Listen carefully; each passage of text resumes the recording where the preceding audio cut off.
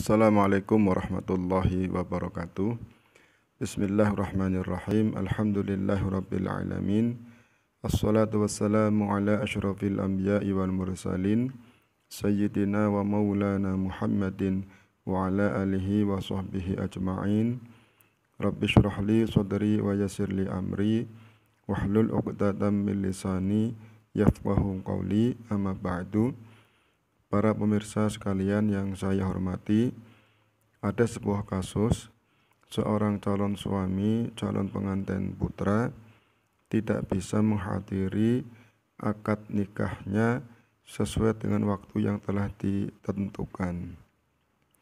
Hal ini kemungkinannya bisa terjadi karena satu, si calon suami atau calon pengantin putra pada saat waktu yang telah ditentukan akad nikahnya dalam kondisi sedang sakit, harus dirawat di opname di sebuah rumah sakit.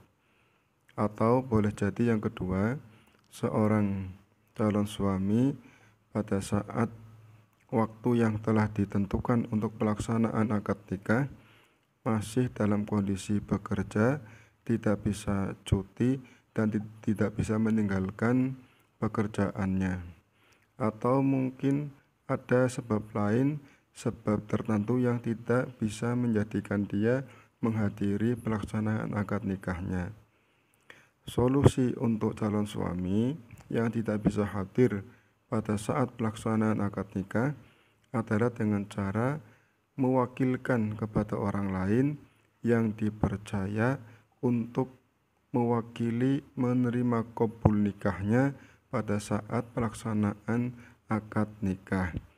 Hal ini dibenarkan secara hukum agama maupun dibenarkan oleh peraturan undang-undang negara yang memungkinkan seorang calon suami mewakilkan kepada orang lain untuk menerima qabul nikahnya pada saat pelaksanaan akad nikah. Dasar hukum agama yang membolehkan seorang calon suami atau calon pengantin putra untuk mewakilkan qabul nikahnya kepada orang lain sesuai dengan sebuah riwayat yang berbunyi wa yajuzu tawkilu fi 'aqdin nikahi lima ruwiya anna nabiyya sallallahu alaihi wasallam wa kalla Amr bin Umayyah ad-Damriyah fi nikahi Ummi Habibah, yang artinya boleh menunjuk wakil dalam akad nikah karena diriwayatkan bahwa Nabi sallallahu alaihi wasallam pun pernah menunjuk Amr bin Umayyah ad-Damri radhiyallahu an sebagai wakilnya untuk menerima akad nikah dari Ummu Habibah radhiyallahu anha. Ini sesuai dengan yang di dalam Al-Muhadzab fi Fiqhil Imam Syafi'i cetakan Beirut juz 1 halaman 348. Sedangkan di dalam kompilasi hukum Islam bab kelima pasal 29 ayat 2 dinyatakan dalam hal tertentu ucapan qabul nikah dapat diwakilkan kepada pria lain dengan ketentuan calon mempelai pria memberi kuasa yang tegas secara tertulis bahwa penerimaan wakil atas akad nikah itu adalah untuk mempelai pria. Dengan demikian cukup jelaslah sesuai dengan hukum agama maupun peraturan yang berlaku di negara kita bahwa jika seorang calon suami atau seorang calon pengantin putra berhalangan hadir pada saat pelaksanaan akad nikah, boleh mewakilkan kepada orang lain yang dipercaya, yang ditunjuk untuk mewakili qabul nikahnya dalam pernikahan tersebut. Berikut akan saya contohkan cara seorang calon suami atau calon pengantin putra bertaukil qabul nikah atau menyerahkan hak untuk menerima qabul nikah kepada wakilnya yang ditunjuk, yang dipercaya. Untuk contoh ini kita ada 4 pelaku sebagai contoh saja. Bapak Saunuddin sebagai wali nikah, Rizal Setiawan sebagai calon pengantin putra atau calon suami, Syamsul Rizal sebagai wakil pengantin putra, dan Sri Rejeki sebagai calon pengantin putri. Saat terjadi proses togil qabul antara calon suami atau calon pengantin putra dengan wakilnya, sebisa mungkin harus disaksikan oleh 2 orang saksi di bawah pengawasan atau sepengetahuan dari petugas atau penghulu dari KUA. Kemudian calon pengantin putra bertogil qabul kepada wakilnya dengan mengucapkan Bismillahirrahmanirrahim. Saudara Syamsul Rizal, saya berwakil kepadamu untuk menerima qabul nikah saya dengan Sri Rejeki dengan mas kawin emas 10 gram dibayar tunai.